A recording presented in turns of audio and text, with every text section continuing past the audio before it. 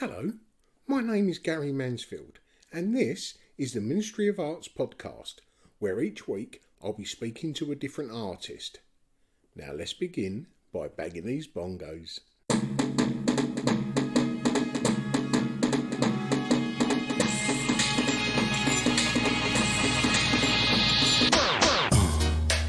Yeah, right. Crazy. Hello, and welcome to episode 238 of the Ministry of Arts podcast. Firstly, as ever, thank you to our Patreon supporters, without whom we would not be able to produce this podcast, and likewise those of you who have bought from our merch shop. You can go over to the Ministry of Arts Instagram profile, you'll find a Linktree drop down box, and all the links will be there waiting for you. Well, we've had plenty of love for the previous episode, which was the T.S. Eliot prize-winning poet, who is also this year's curator of the Kersler Arts exhibition at the Royal Festival Hall. I do urge you to go down and visit the exhibition, which is at the Royal Festival Hall. It's open until the 17th of December, and it is genuinely one of the most powerful exhibitions you'll probably ever attend. And if you are able to do so, there are some feedback forms that you can fill in about the artworks, and they go directly back to the artist, which is a huge boost of confidence. Everyone deserves a second chance, right? And I entered it several times myself, albeit many years ago. But anyway, to this week's artist, Jamie Jones. Jamie is another one of those artists whose popularity has skyrocketed since he first picked up a paintbrush, which was only during one of the COVID lockdowns. In this episode, Jamie talks of the challenges he faced, having that urge to create, and how he found his feet in a very small amount of time. And just as Jamie was finding his feet as an artist, him and his family up sticks and not only moved away from London, but out of the UK entirely. In this conversation, Jamie does mention about an upcoming exhibition that he's having in November. Well, he'd like me to tell you that has since changed and it's now on the 16th of December. But the venue's still the same. So if you're passing, pop in and say hello. So that said, come and hear about the short but steep journey of Mr. Jamie Jones. How are you, mate? Anyway, you good? Yeah, I'm good, thanks, man. I'm good. It's the first day we've had a bit of cool, balmy weather. We had a bit of a lightning storm this morning. So normally I'd be sitting here pissing sweat out my face. So you got me on a good day. And where is it exactly you are? So Paphos in Cyprus. Nice. Yeah, man. And are you living there all year round? Yeah. We moved over here in 2020. So kind of had enough of London life, had enough of everything that went with COVID, Brexit, all of that, and just decided to just kind of get out, find a new way of life, and be a bit more, I don't know, kind of focus on our own happiness a bit more, I think. Yeah. And what took you there? So on my dad's side, his family are Cypriot. So The Welsh Cypriots, the Joneses. exactly. Well, it's a very long-winded story, but essentially he was born in London, but his mother was Cypriot, gave him up for birth, and came back over here. So he was adopted. Yeah. So that's why it's a Jones and not anything else. Yeah. So a few years back, he managed to get in touch with his Cypriot side, and then he decided to retire here with my mum. And then, Nice. As I said, with everything going on, we were just like, to my Mrs. Laura, we were just like, should we head over there as well and just see what happens? So, yeah, I haven't looked back since, to be honest, mate. That's a brave old move, isn't it? Yeah, and do you know what? I got to a point in my life a few years ago, and I was like, I'm not going to be unhappy if I don't need to be anymore. So I don't need to endure things I don't need to. So if I'm not, then what can I do? And I'm not afraid to start again and learn things again, or whatever it might be. So that came as a part of it. It was not quite a phoenix from the ashes moment, but it was certainly a big hard reset, and just in a much healthier mental and physical place for it now. Brilliant. I've always been quite tied to London. I've always felt a bit bad about going away and leaving peace. It's bonkers, because I've said to my kids, like, don't be like that. Just if you're able, and if you want to move away, go for it. Don't be tied down. 100%. I mean, I've kind of traveled quite a lot of my life. My dad was in British aerospace in the 90s, 80s, 90s. So we moved to Saudi Arabia just after the first Gulf War. So I was over there for a fair few years. And then ever since then, I kind of have just nomadically moved myself around. So yeah, I don't have much family left in the UK, but I don't have that same tie to it as much as I used to. So yeah, like I say, there's so many Brits over here in Cyprus. You struggle to try and speak Greek because everybody speaks English. Well, as you're aware, Jamie, I've got several questions that I ask each guest. And the first being, how would you explain what you do to someone that may not know your work? I mean, I've just recently turned 40, so born in 83, grew up with lots of Saturday morning TV. As I said, I grew up in Saudi, so I had a big American cultural influence on my childhood as well. Skateboarding, hip hop, breakdancing, like I say, big Saturday morning cartoons like Teenage Mutant Ninja Turtles, Ghostbusters, Disney. So all of this kind of nostalgic pop culture and pop reference for me is very much what the stories I'm telling through my own experiences. But at the same time, for me, it's a universal language, because so many people, regardless of age, gender, race, whatever it is, wherever you were from in the world, you will recognize these characters and you will have your own personal association, your own experience at a certain point in your life of what that character meant to you, or that show meant to you, or those toys meant to you. So it's using, for me, it's a universal language of a connecting element, using these pop culture references. I mean, that's some cultural change, isn't it, from Chester to Saudi?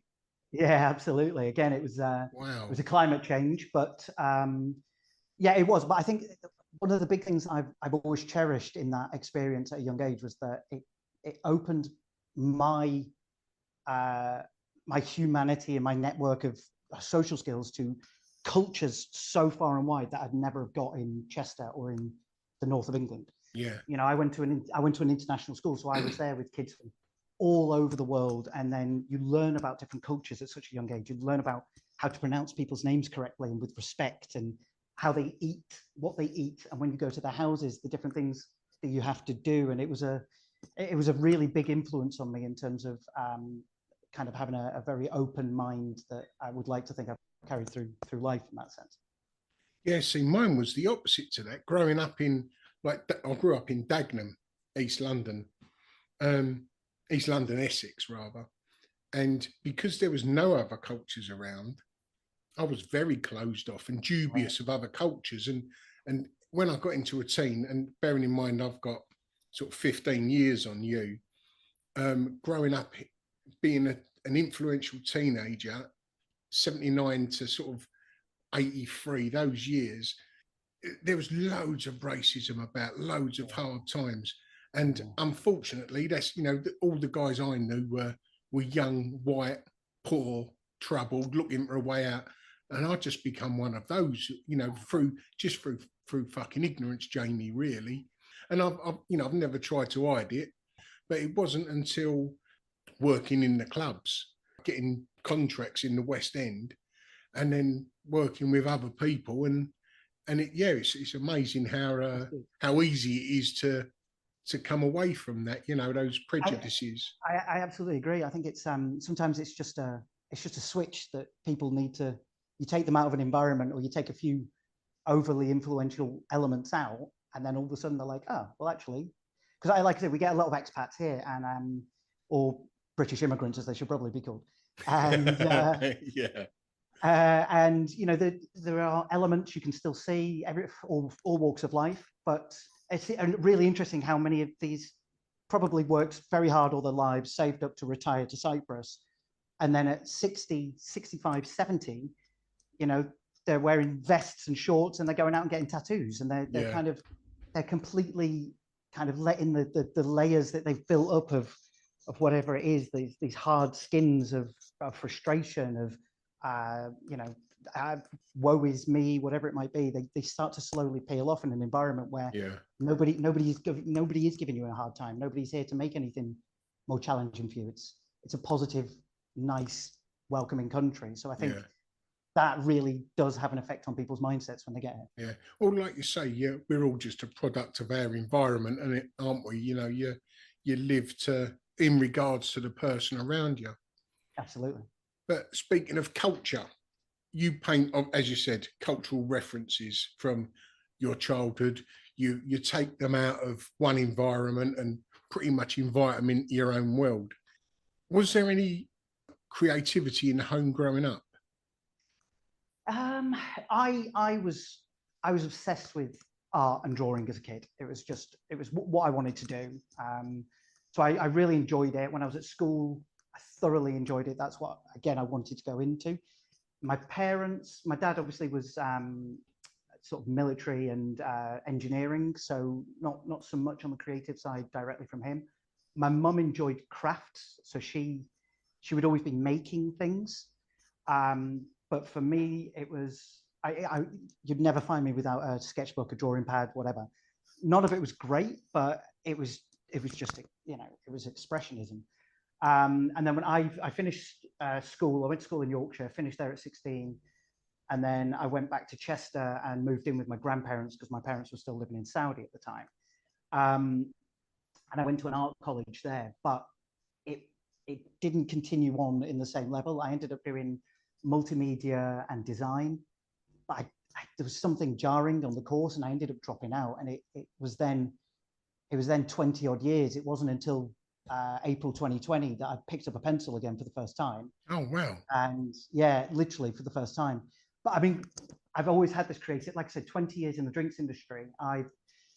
My job is to travel around the world creating cocktails and cocktail menus and training bartenders. So I've always had a creative output in storytelling and visual presentations in that way, and then bringing in different elements or theatre. I created a world's first augmented reality cocktail menu back in 2017 or something like that. And that was all based around art. So I've always had this urge to kind of do it, and then kind of sat twiddling my thumbs in COVID. I was just like, okay, and that literally the fire was burned through me, and I haven't put it down since. Just goes to show what that little bit of mental freedom can do for someone, because so many people, even who I've spoke to on the podcast, are now an established artist because of during COVID. They're going, right, now I've got the time to do that thing I've always fancied doing, on furlough or whatever. What can I do with my time? That's what I'm going to do. I think that was it. It just gave people a moment to stop and breathe and reflect on what is it I'm doing. In London, you get up at whatever time, you're stressed out before you get on the tube, you're stressed on the tube, you get to work, then you've got to do it all again before you get home. So, you're just in this, quite literally the rat race of it. And then when all that stopped and people were like, oh, this is my home and I actually live in it and I could spend all that time looking at it and start to, the idle thumbs, I guess, to some extent. Yeah. People being like, well, what can I do to occupy my mind? And that's where the passion and the joy of creativity and creating things comes back out, I think. And I think there was a lot of negatives that went along with that period of time for society. But I think, if there are other people like myself who found joy or found, another expression of doing something that motivates them or inspires them on a daily basis, then, it's only a good thing that can come out of that.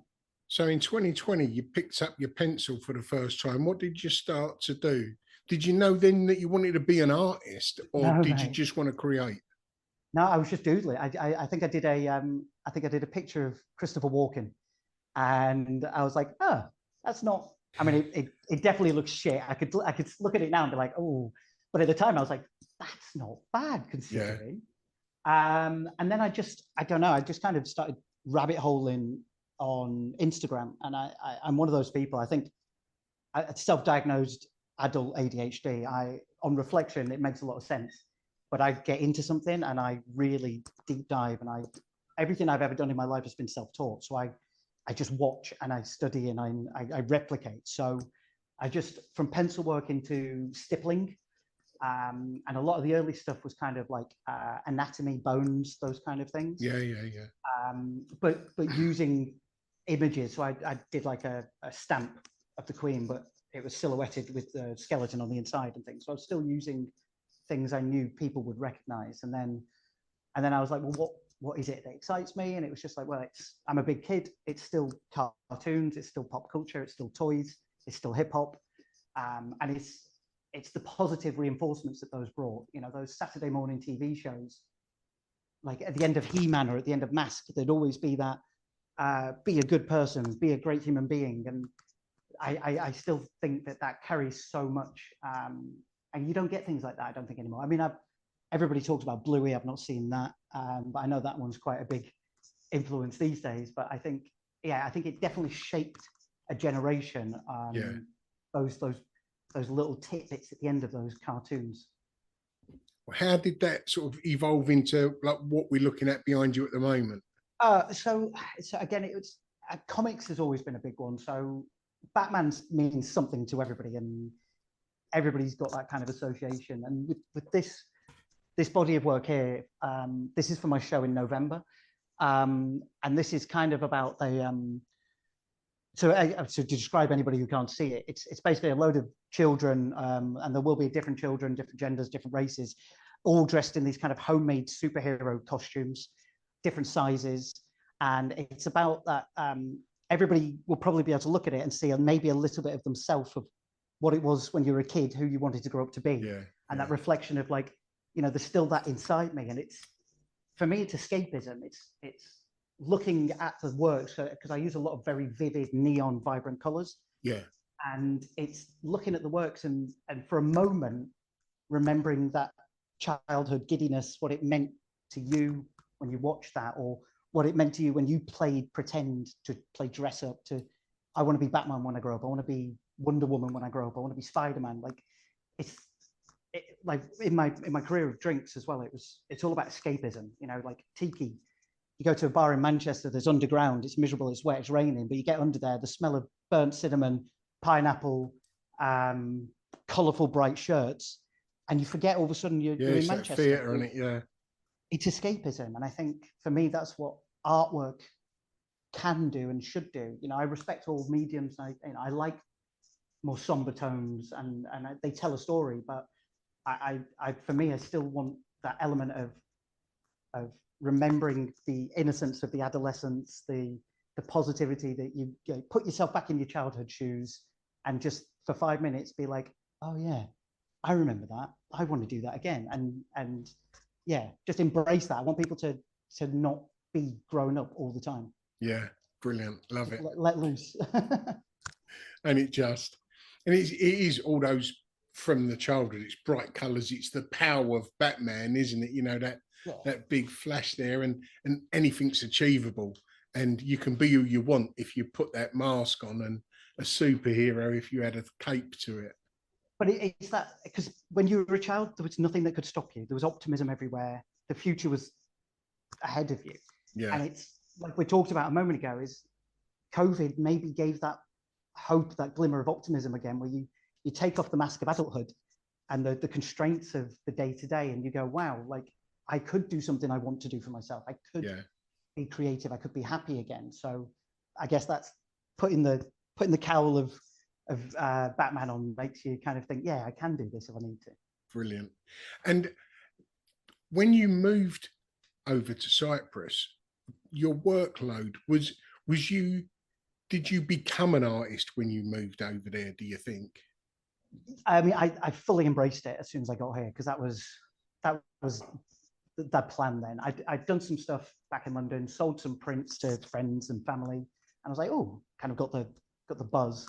But I was still doing bits of consultation here and there, just to keep a roof over our heads and food in our fridges.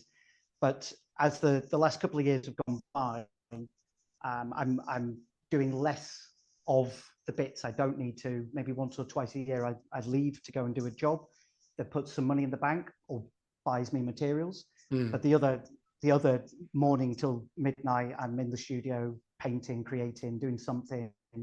And now, like, it's nice because commissions are coming in from companies or brands, and as I say, I've got my second solo show coming up. Interviews with people like you. This is first interview I've ever done on this subject. 20 years of the drinks industry. I was one of the guys who did Sunday brunch, making the cocktails on telly. I've presented. Oh, you've done that. I mean, I've watched that for the last more than 10 years.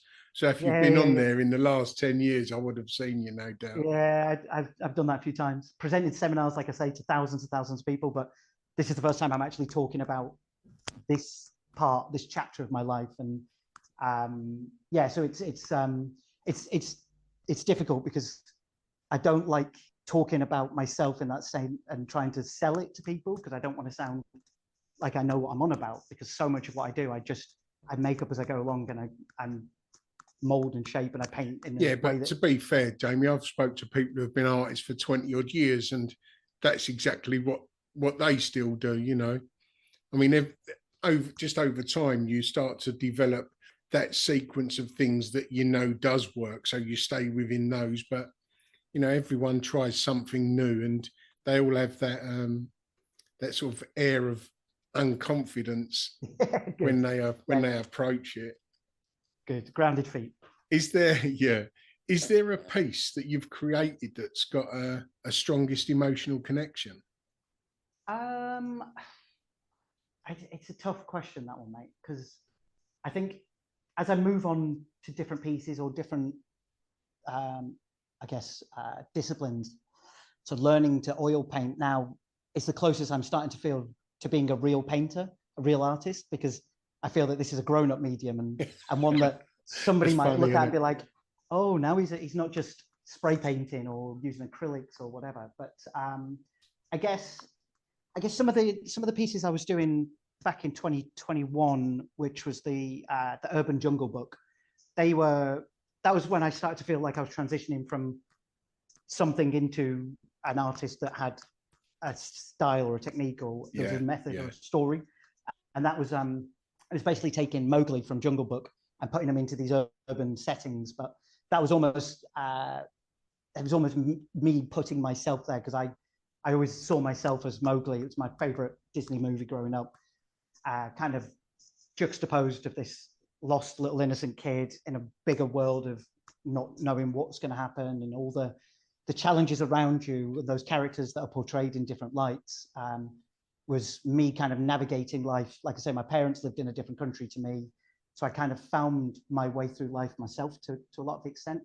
So it was this kind of putting this little character of innocence into this world of chaos and debauchery and everything that kind of goes with it. So they hold a lot to me. But I think then moving on to these now, and particularly with the bigger kids, I was ill as a kid, so I put on a lot of weight and got bullied for that. So it's the not being afraid to kind of start putting in my insecurities or my I guess my negatives that I felt back then, but obviously shaped me into who I am now. Like you said about the Mowgli one, I mean, that's the series that did catch my eye, and it was reminiscent. And I may not even put this bit in, but you think of the kids coming over to the UK on them fucking boats at the moment, you know. Absolutely. And that's who I thought of as soon as I saw yours. It's those kids that have come from a fucking god awful, you know, a town of rubble, pretty much, making their way over here and being met with what they're being met with at the moment, you know. Absolutely, yeah, exactly, absolutely. I mean, that was a big thing at the time for me as well, because there's so much been going on in the world. And as I say, when I grew up around so many different cultures, I empathize with anybody and everybody. And then this, like you say, these poor innocent kids are thrust into this world of chaos and unbeknownst, and they are just little children. And even the adults, behind those eyes, you can still see they are lost, they are scared, and there's this, it's they've no doubt got the same aspirations and want to be a superhero, and you know, because again they've grown up with the same Western culture or TV influences, but you don't see that in them when they arrive in our country, No. because, or any country, Cyprus as well, because everything is stripped from them. Everything is stripped from them, and they're just then cast off with a disparaging name, with a small amount of belongings. They've probably had enough money to sell everything to get onto those boats in the first place. Yeah. All that money is taken from them, and they're left with nothing but each other. And a dream. And hope. Exactly that. Yeah. Exactly that. You mentioned there about the oil, like working with oil paints. It's less vibrant, still just as colourful, but less vibrant than acrylics or spray paints. Yeah. What was your reasoning to want to go to oils? Was it you that thought that that's what proper artists do, or was it just that you wanted to use a different medium? And no disrespect when I said that. No, mate. That's what many people aspire to be doing. 100%. It's a bit from column A and a bit from column B. As I say, I'm on a journey of learning, and I like to experiment, and so trying different mediums or techniques and things, and even aesthetic styles, for me, is always part of that growth. And different techniques then come together, and you learn something from. So learning how to pencil draw gave me an understanding of what I needed to do with a face, but I couldn't achieve that with acrylics. So when I started then playing with oil, I could manipulate the paint in a different way. So that's why as you can notice here, I'm making sure that it's the lower part of the face that is visible. Everything else is this kind of vibrant, either the mask, the cowl, the costume, which then feels almost juxtaposed against the kind of the classic pale skin, or the stripped back classic looking muted tones of the skin and the face. So for me it was just the fact that I can manipulate the oil. I mean I paint a lot with my fingers. I don't know if I meant to do that. That was something I did as a kid.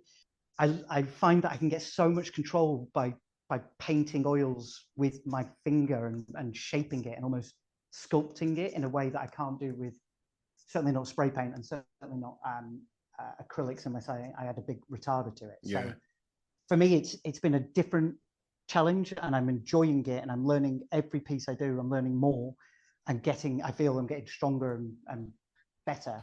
So what I'll end up doing probably is, before the show, going back over every piece and just taking what I've learned by the last piece and just topping up each and every one of them by the end of it. And do you think that your technique will change? I probably. I mean, I'm very fluid in how I approach everything anyway. So because I haven't got any training, I haven't got any good or bad habits to rely on. Oh man, that can be as good as it can be bad, but exactly, very positive. So I don't know what I'm doing wrong, but I'm doing what I'm doing to get the results I'm getting now. I think if I ended up doing a course, a tutor would have a shit fit with me. They'd be like, why the fuck are you doing this? Who taught you to do that? I'd be like, I don't know. But it's given me, so I guess I'm learning with a completely free mind about what I'm doing. And it might get to a point that I'm like, well, this actually works well. Or somebody might be like, oh, how did you do that? That's a really cool thing. You should do more of that. And I'd be like, cool. The reality is I'll probably forget by the time I come back next week and go back into it and start smudging it with a different finger, and it'll come out in a different way or something like that. It doesn't matter how you get there. But that leaves you that great exploration of when you do see or watch someone paint, if you watch them on YouTube or Instagram or what have you, sometimes you'll just go, that's how, and that's them beautiful little bits of them beautiful little bits of discovery. Yeah, man. Yeah, for sure. I mean, there's so much to learn, even going to other people's shows, and just, I love getting my nose onto the canvas to just look at because you can then see the brush strokes, you can see how they put the paint on. I'm very much an independent solo artist. I don't really have any other artists. I've got friends that I've made online that we chat to each other, but in terms of hanging out with other artists, I've struggled with that here, because there are art colleges, but there's a specific style of art that's created here, and I don't want to be derogatory or disrespectful to anybody, but there's a very classic to some extent, but it's a very similar. They all have a kind of the sort of very similar style of artwork here. But then there are a number of well-known artists. There's a gentleman who's got a show coming up in a couple of days' time that I'm going to. So he's kind of one of the biggest artists on the island. Where I am in Paphos, there's a couple of galleries. Safida, which is who I work with, for me, they're probably the top end gallery here. But then when you go over to Limassol and Larnaca, the art scene changes. Limassol, there's a hell of a lot more street art, graffiti, mural work. In Limassol as well, you've got a lot more Russians, a lot more Germans, less of the Brits. So it's a younger, more dynamic art scene over there. Larnaca is similar, and then you've got up north in the northern part of Cyprus, where there is an art scene there again, but I haven't been up that way to delve into it. But where we are in Paphos, there are artists here, but there's not much of an art scene, and that's what I'd love to get my teeth into and kind of get more of. So I'm hoping that with this next show, kind of get more people invited in and trying to build something of a kind of a wider group sense of what we're doing here, and then see what happens in the coming year with exhibitions and stuff like that. So yours would obviously fit better in that other gallery that you were talking. Where was it, Limassol? Yeah, Limassol Way. There's you've got more well-known contemporary pop art, urban artists that kind of displayed over that way. So yeah, I mean, at this moment in time, I'm one of those people who, if you give me a branch, I'll hold on to it and turn it into a tree for you. So the guys at Safida, I did my first solo show with them last year, and so I'm still working very closely with those guys. But in terms of going into next year, I'm hoping to start kind of spreading my wings a little bit more internationally with that sense. And certainly now that I feel the caliber of my work's coming up to a standard that I might think one of those galleries might be interested in working with me. Now you're using oils. Yeah, exactly. No, I'm a real one. Yeah, so I think again, there's a massive, I guess it's a lack of confidence, a lack of knowledge of the industry in that sense, kind of firing out portfolios and then going, I shouldn't have done that because they didn't reply. Now I'm embarrassed. So I think we'll see. I think hopefully this next show will do well, and then I can feel a bit more confident about where I approach next year. Yeah. Another question, Jamie. If there was you and 5 other artists, past and present, what would your ideal group show be? I listen to this podcast every week, and this is the question. I was always like, what the fuck? Who would I invite? So I think I'd look at who I really like the artwork of and who I like the artist. I think Ron English would absolutely be somebody I'd love to be in the room with, let alone to be sharing wall space with.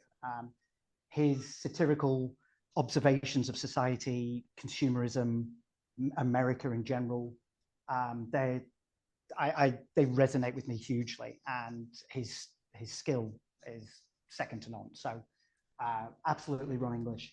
I really like, do you know Crayola, Greg Simpkins? Yeah. His stuff is beautiful. I mean, it's I wouldn't call it lowbrow because it's not. It's surrealism, but his techniques. I don't know if you've ever watched his videos on YouTube. He films himself time-lapsing all of his paintings, and you're just like, wow, the worlds he builds and the way he makes acrylic work the way it does is stunning. So really big fan of his. There's an artist who I really like as well called Super A. Do you know him? No. So Super A paints, for instance, it'll be Disney characters, it'll be Mickey Mouse or it'll be Roger Rabbit, but he paints it as if the character was like an unraveling ribbon. And then in the middle of that. I do, yeah. Yeah, in the middle is like a photorealistic animal of a rabbit or a mouse. So I love his stuff. Big fan of that. I would probably say Matt Gondek as well, because I think somebody who I really latched onto in terms of who they were as an artist and how they run their business as an art. He's got an amazing podcast which goes into the business of art, and it's really informative. So I've listened to that since day one and taken a lot of inspiration. It's been really helpful for me as a kind of a guiding light of what I should or shouldn't know, kind of mindsets of going forward. Yeah. And his artwork's super clean. And I think our mate Opaque, I'd love to get on the walls with him as well. That'd sit well next to his, wouldn't it? Yeah. But yeah, he's a good lad, and it's, you know, there are some artists who they just don't really care about connecting, and then there are some who actually stop and have a conversation. You build something more out of that. So yeah, I'd love to do something with him. That'd be sick. He's good stuff. He's very good stuff. And what would you do if you wasn't an artist, Jamie? Do you know what, mate? I think I would probably go into something like teaching. I love teaching. When I traveled to different parts of the world, rich and poor, when I was educating bartenders, and giving people life skills that they can carry with, and just seeing it change them, giving them educational tools or whatever it might be, is such a rewarding thing that, teaching I think would be something, whether it be primary or just continuing to educate in a different field that I've actually got some skills in. Maybe one day art, who knows? But I think there's something very rewarding about teaching that I'd definitely jump into if I had the opportunity outside of this. And could workshops be a halfway between that? I mean, yes. I think if I got to a point where I could repeat the same thing twice, and I felt like it was put it in a way that somebody else would understand. And once you realise what it is you're doing yourself, then you can pass those skills and knowledge along.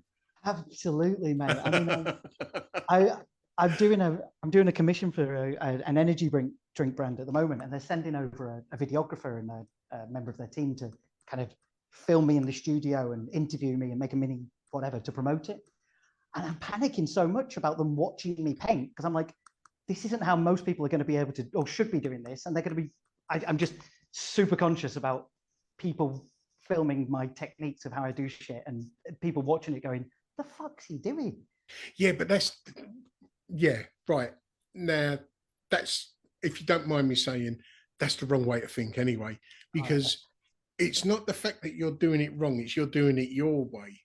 Yeah. And, you know, you will have people who will just use quality brushes. You know, they won't use a toothbrush because that works, or a scrubbing brush, or a dishcloth or something, you know. Mate, I do everything with 2 brushes. That's it. There you go. I use those 2 brushes. I use my thumb. I use cotton swabs, and I use kitchen towel. And that's kind of...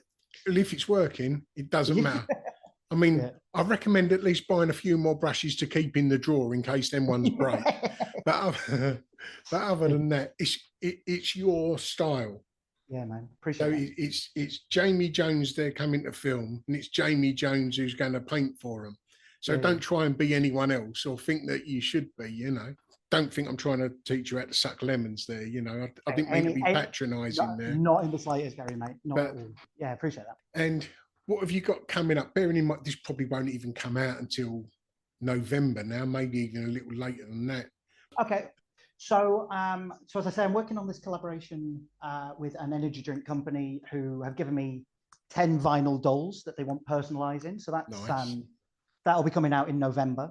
I have my solo show in Paphos in November. So that'll be this Bratman series with my Defamation, which is the kind of the juxtaposed Simpsons or Pinocchio's with the kind of the comic book title series. I also am set to do a print release with All Star Press in Chicago later this year. Oh yeah. So that's huge for me. I'm very excited about. So again, working now with a gallery internationally recognized in the States is I'm really excited about that. Well, I would say that, I mean, now you're not in the UK, I would say that gives you more freedom to look at places like America and away from the UK? Absolutely. My social media following is over 50% of it is actually US based. The rest of it is kind of Mexico and other parts of the world. UK is actually only a few percent, funnily enough. That's where you want to look at this. Absolutely. I mean, this is screaming out. They get the references and the imagery and the colors, and because it's, I guess, subconsciously that's what I grew up, and that's what I'm putting back out there in the world. Because you've got to remember, like you said yourself, your influences is American culture from Saudi. I think your best market would be over there where your influences have come from. Yeah, absolutely. I mean, that's the hope, is to work with more galleries stateside. California seems to be a big following for me. So LA, obviously, and then Chicago and New York seem to be the three biggest areas. So that's how All Star Press got in touch. They saw my work, reached out, and I was mind blown. Yes, I'd love to do that. So my Pinocchio No Strings Attached, that piece is set to be a print release later this year with those guys. So, yeah. I don't know whether you've had that moment yet, but if you're able to step outside of your studio mentally, as it were, and then look back in, you'd see that there's a fella there creating some cracking work. Thank you. It's so just much, that when you're inside that bubble looking out, you're just juggling loads of fucking plates at the moment. Yeah, exactly that. Wood for the trees, as they say, isn't it? Of course. And lastly, Jamie, how can anyone see what you're doing via either website or social media? So my social media account is at just.jamie.jones. That's for TikTok and Instagram, which is where I'm mostly active. And then my website is www.justjamiejones.com. And Cyprus, is that just where you are at the moment, or is that where your roots are starting to go into the ground, do you think? Yeah, so we are set to be here for a while. No plans to come back to the UK. We're getting married here in May next year. Nice. So we're kind of setting our lives up here, and yeah, it's, as I say, beautiful people, beautiful country, cheap beer, can't complain, good food. Art materials aren't too cheap, but apart from that, yeah, no plans to be moving on. But we'll see if things change in a good way and the career starts to move in a different direction, and I feel that it would benefit me to move to a city where I could be present in an art scene, then we'd definitely look at that together, and I think start again. Jamie, that's all my questions asked, mate. Thank you very much for your time, and it's been great to get to know a bit about you. Thank you so much for your time, man. You're welcome, brother. Superstar. Thanks, mate. Shut up, mate. Well, I hope you enjoyed that episode of the Ministry of Arts podcast. It's a podcast that's produced with the help of the listener. And if you like what you've heard and you think you might be able to give a little support, there's two ways in which you can do it. If you go over to the Ministry of Arts Instagram profile, you'll find a Linktree drop-down box. And in that box, you'll find two links. One is called Buy Us a Coffee, and it's pretty much that. You can make a one-off payment, the price of a cup of coffee. Or, if you're able and want to do it more long-term, you can become a Ministry of Arts Patreon, where you can sign up to support us on a monthly basis. And 100% of your support goes back into the podcast. And if you're not able to do that, that's absolutely fine. This content is free for everyone. But we would urge you to follow us on your socials and show us a bit of love that way. Either way, thanks for listening, and see you next time. Ta-da.